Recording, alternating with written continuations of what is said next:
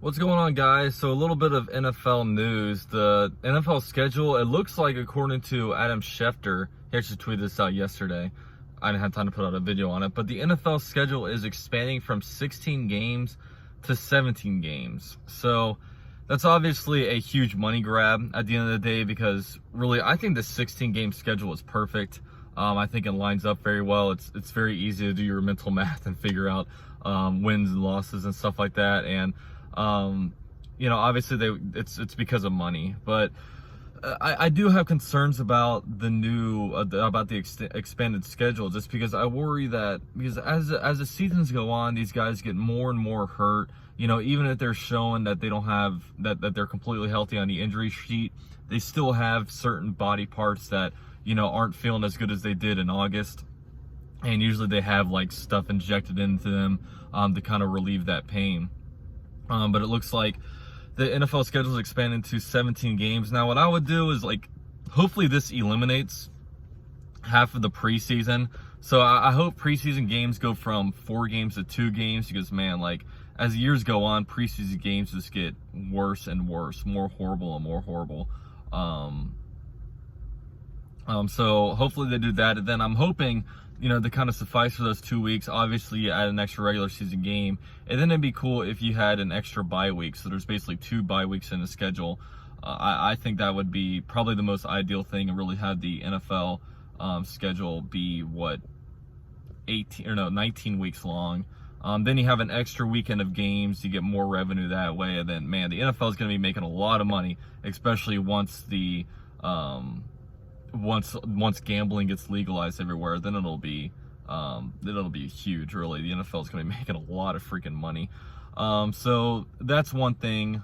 I don't really like it, and it looks like, but I will say though, this benefits the Jaguars and any team in last place in their division, because what it's going to do is we're going to add an extra NFC opponent, so an opponent outside of your conference, and then you're basically placed with the corresponding place in your standings. So the Jaguars, 4th place in the AFC South, would play the Atlanta Falcons, who finished 4th place in the NFC South. So, as we all talk about, I think the Jaguars have a real shot at winning the division next year. I mean, obviously we just came off 1-15, but if you compare us to I don't know, if you compare us to the Broncos or something like that, we have to go chase the Tennessee Titans, while the Denver Broncos have to chase the Kansas City Chiefs. You know what I mean? So when you look at it, the Titans, who won the AFC South this year, they get added on the Saints to the roster. The Colts had to get added on the Tampa Bay Buccaneers to their schedule.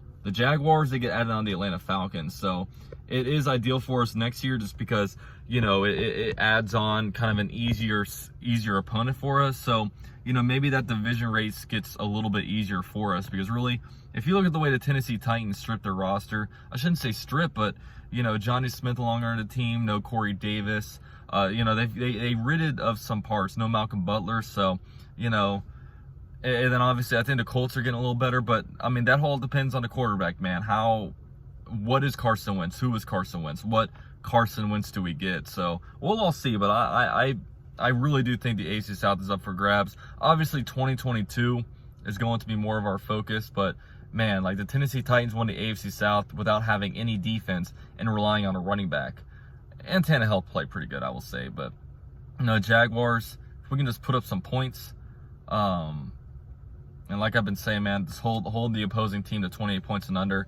Just get your 30 points or over, go into shootouts, man. I think that'd be very exciting and very ideal. But 2021, it may not be our year. I want to win some games, but 2022 is when we really make the push for the top. Now, in other news, it looks like the NFL draft will be live this year, but unfortunately Trevor Lawrence will not be attending.